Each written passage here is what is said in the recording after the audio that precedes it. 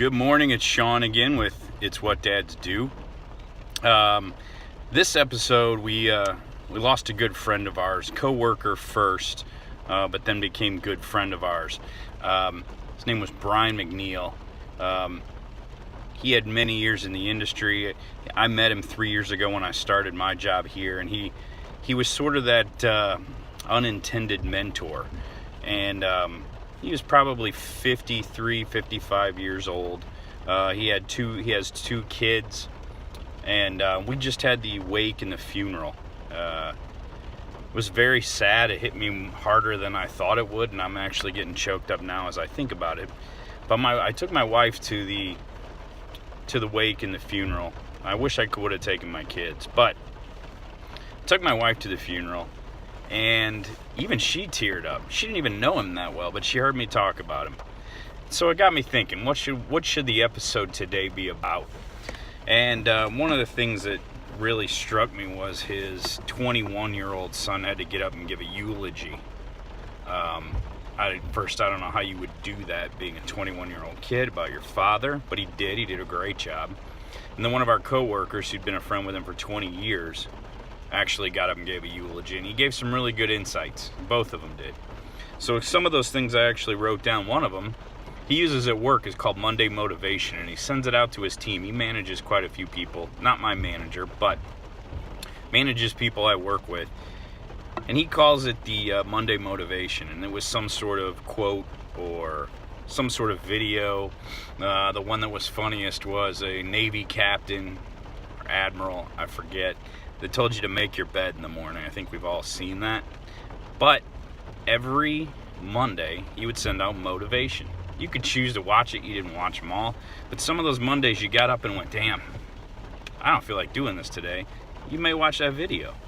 Take 3-4 minutes to watch that video.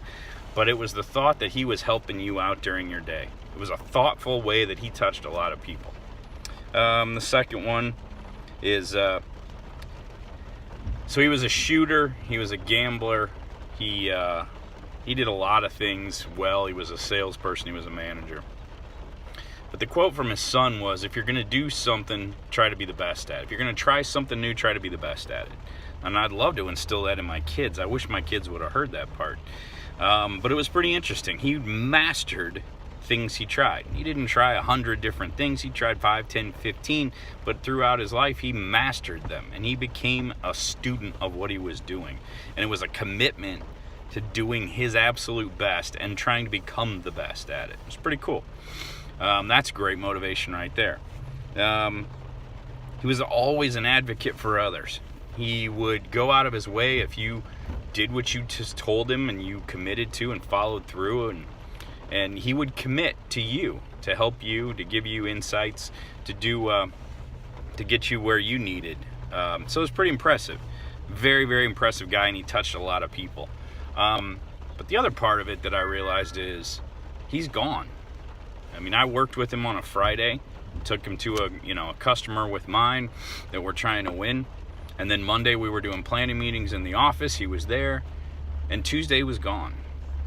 And it's one of those things as a dad, he was a dad obviously, life is just fragile. And you got to realize you may be gone tomorrow. And what are you leaving behind? What are you leaving in your kids' mind? What do your kids think of you? What have you taught your kids? Yeah, it's definitely something you got to think about. He gave us a token that showed us we were on the team, and it was just a St. Louis thing, right? You were on Team St. Louis.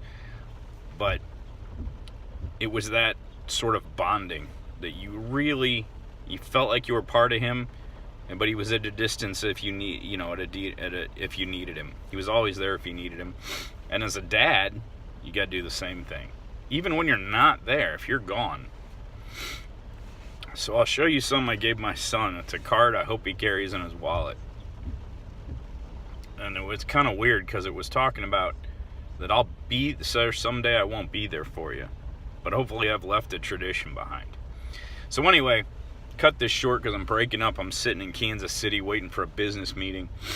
Not really in the right mindset to go make this meeting. But anyway, I thought it was a good one. I didn't have much time up until now. I took my notes down. But just think about it. What are you leaving behind for your kids? What memories, what traditions, what have you instilled in them? Are they trying to be the best at everything they try? It's important. So, anyway, have a good day. Remember, it's what dads do.